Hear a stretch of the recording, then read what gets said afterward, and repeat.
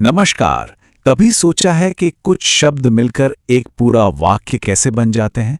इसका राज छिपा है हिंदी व्याकरण के एक बहुत ही जरूरी हिस्से में, क्रिया। जी हाँ, क्रिया किसी भी वाक्य का असली इंजन है और आज हम इसी इंजन के राज को समझने वाले हैं। तो चलिए शुरू करते हैं। तो आज के हमारे इस सफर का नक्शा कुछ ऐसा रहेगा। सबसे पहले हम समझेंगे कि क्रिया आखिर है क्या। फिर इसके दो मुख्य प्रकारों को जानेंगे। हम ये भी देखेंगे कि उनमें अंतर कैसे किया जाता है। वाच्य की दुनिया की एक छोटी सी झलक देखेंगे और आखिर में सभी जरूरी बातों को एक साथ दोहराएंगे। लेकिन इससे पहले कि हम टेक्निकल डिटेल्स में जाएं, चलिए एक बहुत ही बुनियादी सवाल पर सोचते हैं। आखिर वो कौन सी एक चीज है जो बिखरे हुए शब्दों को एक मतलब वाले वाक्य में पिरो देती है? सोचने वाली बात है ना? तो चलिए अब अपने पहले पड़ाव पर चलते हैं और इस सवाल का जवाब ढूंढते हैं। हम वाक्य के उस सबसे जरूरी हिस्से को समझने जा रहे हैं जो उसमें जान डाल देता है। और उस सवाल का जवाब है क्रिया। जी बिल्कुल, किसी भी वाक्य का दिल और आत्मा उसकी क्रिया ही होती है। इसके बिना शब्दों का समूह बस एक समूह है, एक बेजान ढांचा। तो क्रिया की सीधी सादी परिभाषा क्या है? ये वो शब्द हैं जो किसी काम के करने या होने का एहसास कराता है। इसी वजह से हमने इसे वाक्य का इंजन कहा है, क्योंकि यही वो शक्ति है जो वाक्य को गति और मतलब दोनों देती है। बहुत बढ़िया।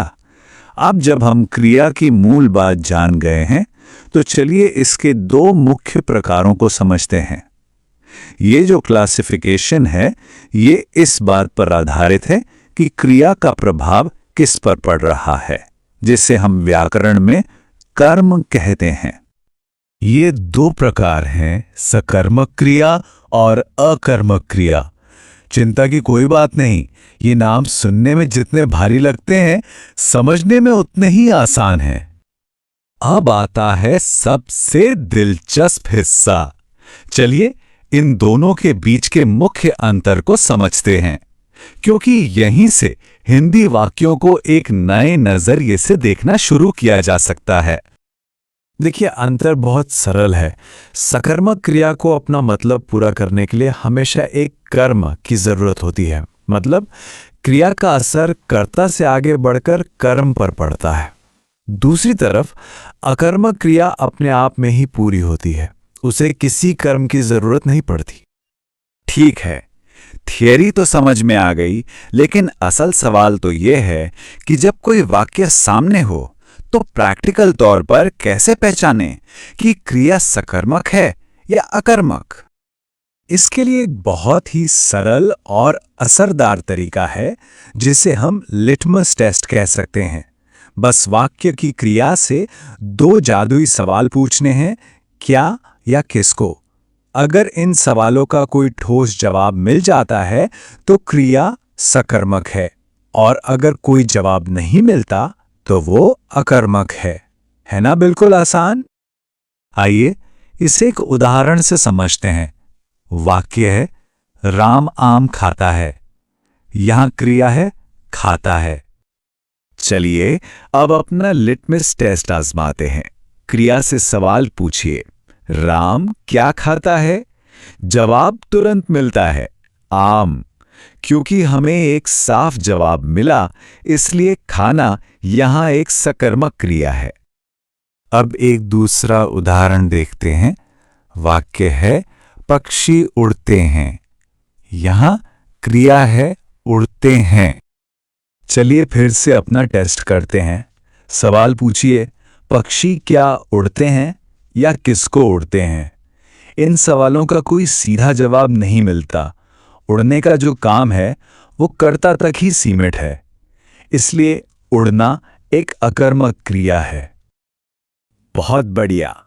अब जब हमने क्रिया के प्रकारों को समझ लिया है, तो चलिए व्याकरण की एक और दिलचस्प परत खोलते हैं, जिसे वाच्य या वॉइस कहते हैं। वाक्य को एक कैमरे के एंगल की तरह समझ सकते हैं।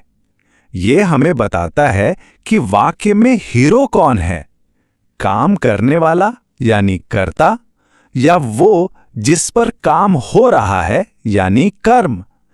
ये बस वाक्य के फोकस को बदलने का एक तरीका है। हिंदी में मुख्य रूप से 3 तरह के वाच्य होते हैं: कर्तृवाच्य, कर्मवाच्य और भाववाच्य। हम आज इनकी गहराई में नहीं जाएंगे, ये अपने आप में एक पूरा विषय है। लेकिन ये जानना जरूरी है कि क्रिया का ये भी एक महत्वपूर्ण पहलू है। चलिए, अब तक हमने जो भी सीखा है उसे एक बार फिर से ताज़ा कर लेते हैं, ताकि ये मुख्य बातें दिमाग में अच्छी तरह बैठ जाएं। तो आज की 5 सबसे जरूरी बातें क्या हैं? पहला, क्रिया वाक्य का इंजन है, इसके बिना वाक्य अधूरा है। दूसरा, क्रिया के 2 मुख्य प्रकार हैं, सकर्मक और अकर्मक।